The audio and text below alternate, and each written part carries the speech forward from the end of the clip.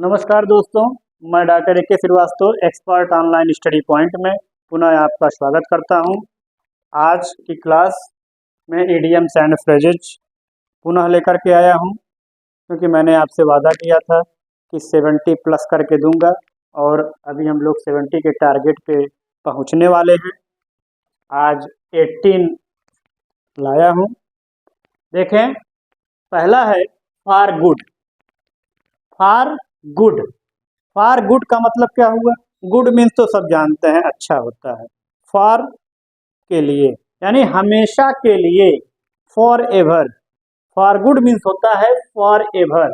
I have left Mumbai for good, मैं मुंबई हमेशा के लिए छोड़कर चला आया हूँ। तो हमेशा के लिए क्या होगा? यह जो हमेशा शब्द बोल रहे हैं, सदैव के लिए, हमेशा के लिए, तो इडियम्स एंड फ्रेजेज में एक बहुत ही सुंदर आपके पास यह शब्द है फॉर गुड। आप क्या यूज करेंगे? For good. I have left Mumbai, Delhi, Rajasthan, जहां से भी आए हैं, इसका फॉर गुड, हमेशा के लिए। ठीक है। Grease the palm. Grease the palm का मतलब, ग्रीज द पाम का मतलब रिश्वत देना। आजकल कोई भी काम करवाइए, चाहे वो बाबू हो और चाहे वो आपका अधिकारी हो, सबको कुछ न कुछ चाहिए। ठीक है ना? सबको कुछ न कुछ चाहिए, ऊपर से नीचे तक। तो क्या कह रहा है? रिश्वत देना। तो इसके लिए एक संक्षिप्त क्या है? Grease the palm. Idioms and phrases, वाक्यांश के लिए एक शब्द क्या दिया गया मुहावरा के रूप में? Grease the palm. इसका मतलब क्या हुआ?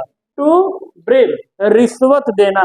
If you grease the palm of clerk, your pension will be sanctioned.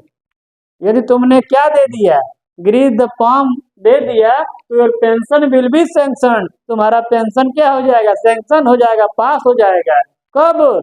जब आप करेंगे ग्रीज द पॉम। ग्रीज द पॉम नहीं दिए तो नॉट सैंक्शन। ऐसे चलते रहिए, आते रहिए, जाते रहिए, हो जाएगा काम हमारा, कल हो जाएगा, परसों हो जाएगा, जैसे वो डेट देता रहेगा। और कहीं आपने क्या कर दिया? ग्रीज द पॉम, योर वर्क क्या हो जाएगा? Will be done. आपका जो कार्य है वो निश्चित रूप से हो जाना ही हो जाना है। तो ये देखिए, if you grease the palm of clerk, your pension will be sanction. इधर देखिए, hue and cry. Hue and cry, जैसे हम लोग क्लास में बच्चे शोर करते हैं तो क्या कहते हैं? शोर करने लगते हैं तो कहते हैं डोंट मेक ए नॉइज, यही कहते हैं ना? तो यह क्या है? ह्यू एंड क्राई का मतलब शोरगुल। जहां शोरगुल हो रहा है, ग्रेट नॉइज, अत्यधिक मात्रा में बहुत ज्यादा आवाज आ रही है, शोरगुल मचा हुआ है, डिस्टरबेंस पैदा हो रहा है, तो वहां पे क्या यूज करेंगे? Hue and cry. यानी Ravi raised a hue and cry when he saw the thief. कब वो शोरगुल मचाया भाई? जब उसने चोर को देखा तो चिल्लाया, उसने शोरगुल मचाया, hue and cry. Hard times, हमारा समय इस समय कैसा चल रहा है? हार्ड टाइम चल रहा है, बहुत ही बुरा दिन हमारा चल रहा है। हार्ड टाइम, टाइम का मतलब समय, हार्ड मतलब कठिन। जो हमारा समय चक्र चल रहा है बहुत बुरा चल रहा है। बैड डेज, बुरा दिन। Rahul had been passing through hard time since he क्या?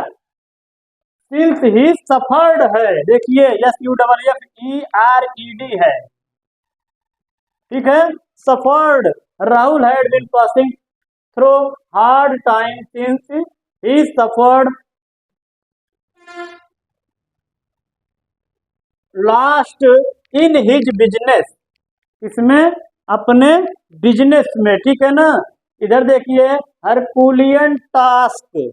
हरकुलियन टास्क का मतलब भारी भरकम तो होता है भाई। ठीक है ना? तो भारी भरकम को क्या बोलेंगे? ऐसा अत्यंत कठिन कार्य, बहुत ही हरकुलियन टास्क है ये। यह जो कार्य है मेरे लिए हरकुलियन टास्क है, बहुत ही भारी भरकम काम मैं नहीं कर पाता हूँ भाई। तो कहने का मतलब very difficult work. An ascent to a mountain Everest, mount Everest पर चढ़ाई करना क्या है? इज ए हरकुलियन टास्क है, बहुत ही भारी भरकम काम है, बड़ा कठिन कार्य है भाई। तो हरकुलियन टास्क का उदाहरण क्या लिया हमने?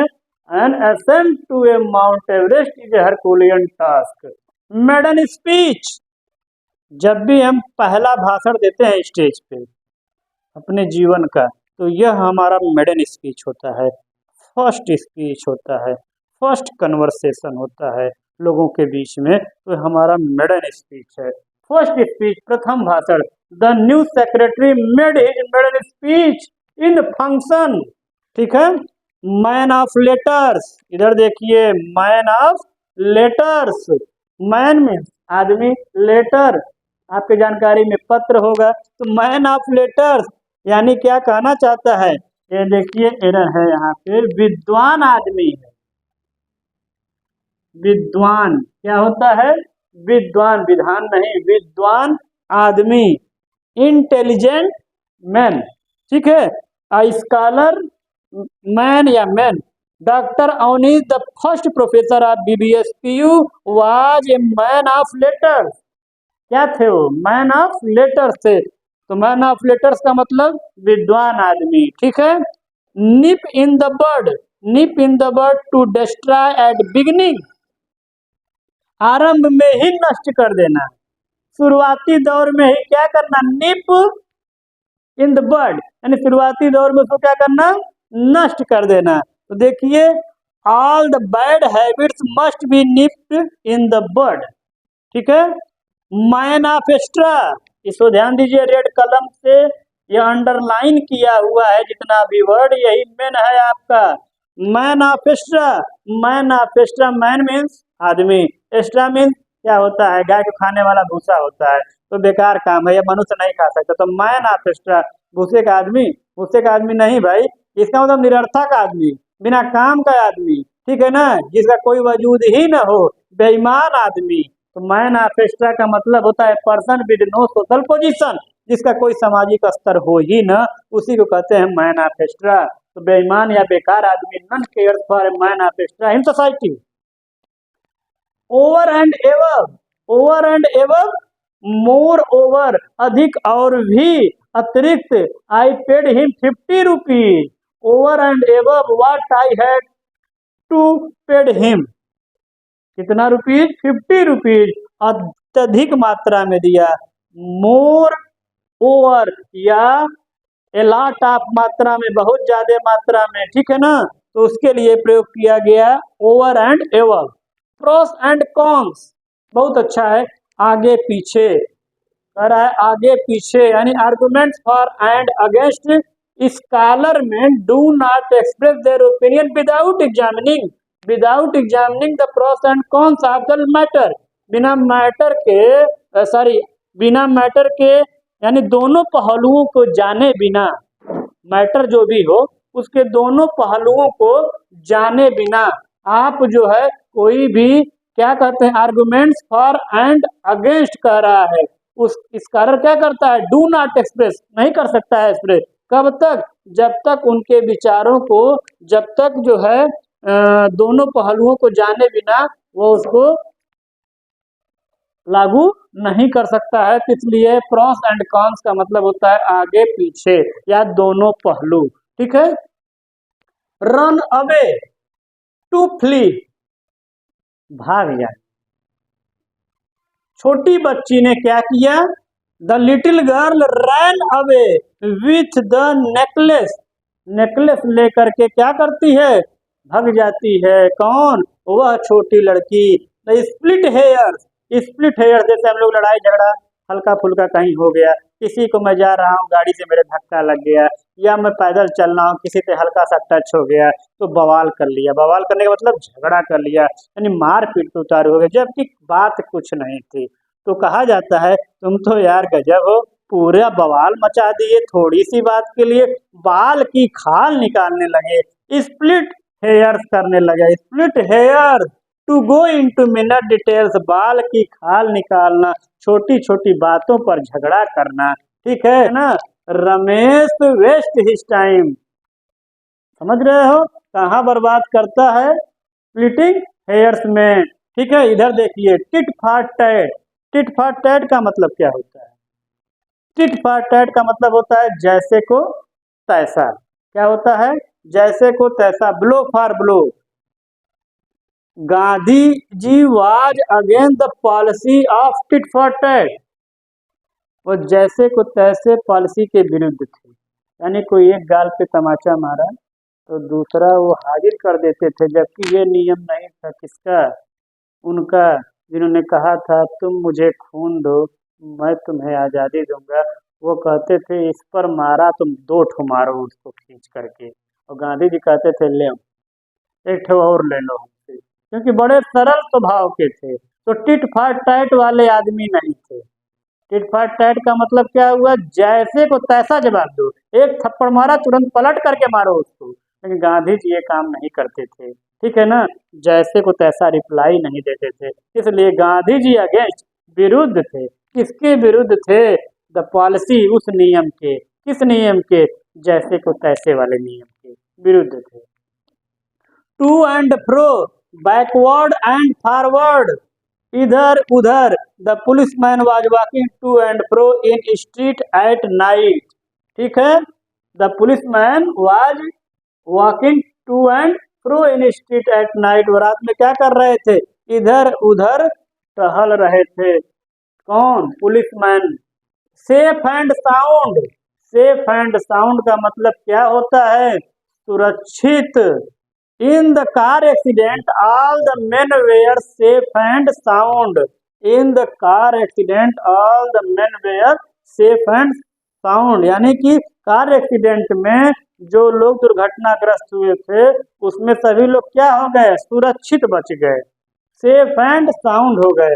Wild goose chase, fruitless attempt, निष्फल प्रयास। It was his wild goose chase to accept any, क्या, ये क्या है, expect any help from not very useful.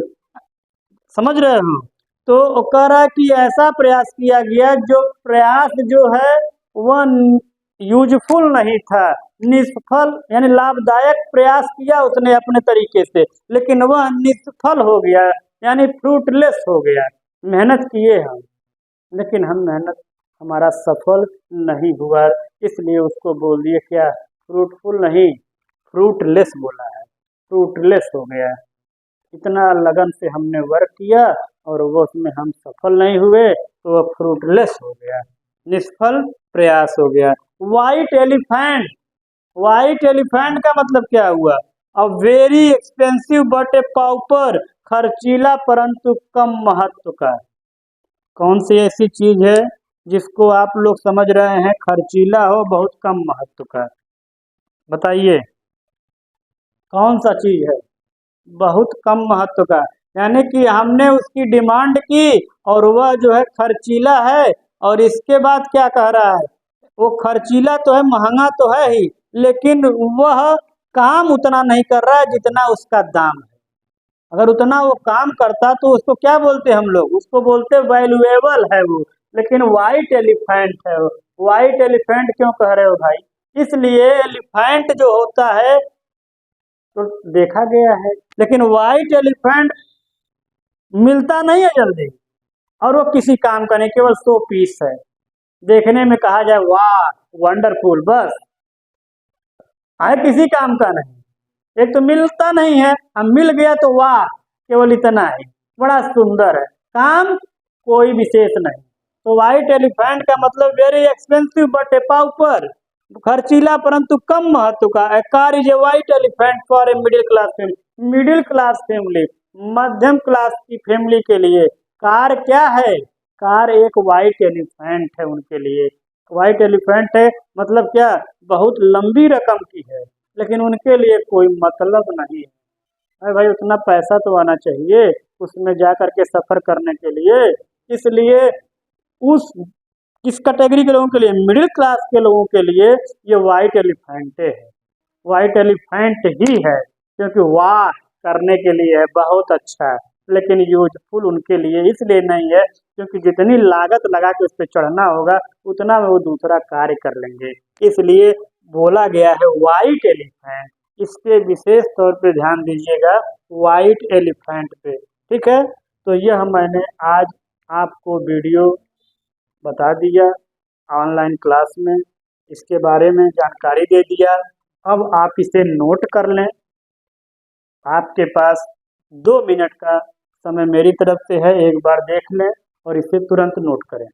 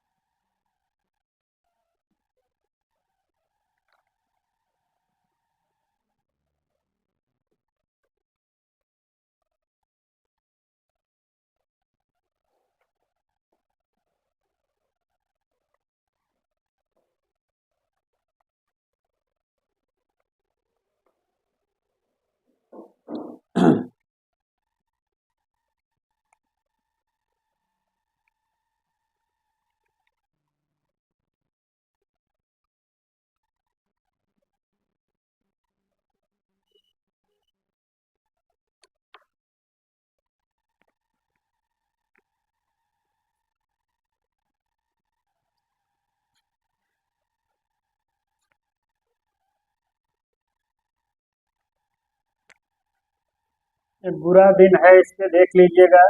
ये शोरगुल है, रिश्वत देना है, हमेशा के लिए है, ये अत्यंत कठिन कार्य लिखा है, यह प्रथम भाषण लिखा हुआ है, विद्वान आदमी लिखा है, ठीक है। और यह आरंभ वाला है, आरंभ में ही नष्ट करना, इसे देख लीजिएगा। आगे पीछे है, भाग जाना, और क्या है, और बाल की खाल निकालना, इसे देख लीजिएगा।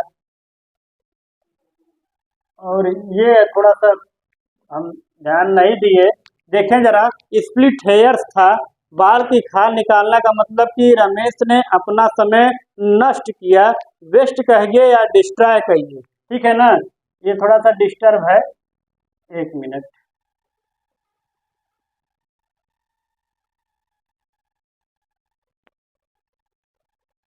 यही सही है, वेस्ट, वेस्ट। इस टाइम इन स्प्लिटिंग हेयर, जैसे कुछ ऐसा इधर उधर हो ही गया, सुरक्षित। निष्फल प्रयास, ये देखिए बड़ा निष्फल है, निष्फल प्रयास, ठीक है। खर्चीला परंतु कम महत्व का, और इधर तो सब सही है।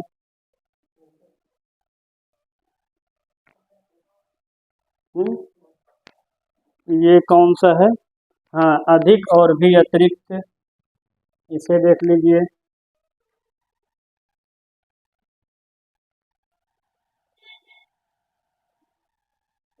ठीक है,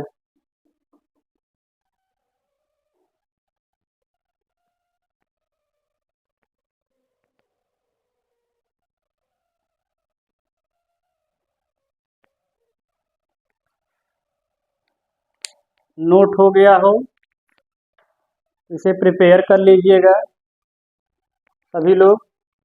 और यदि पैटर्न समझाने का, समझने का अच्छा लगा होगा तो उसे क्या करेंगे, आप लोग लाइक कर लीजिएगा, और जो नए लोग होंगे वो सब्सक्राइब कर लेंगे और फॉलो करेंगे, और अपने प्रियजनों को शेयर भी करिएगा, जिससे वो इसके बारे में जानकारी प्राप्त कर सकें। धन्यवाद।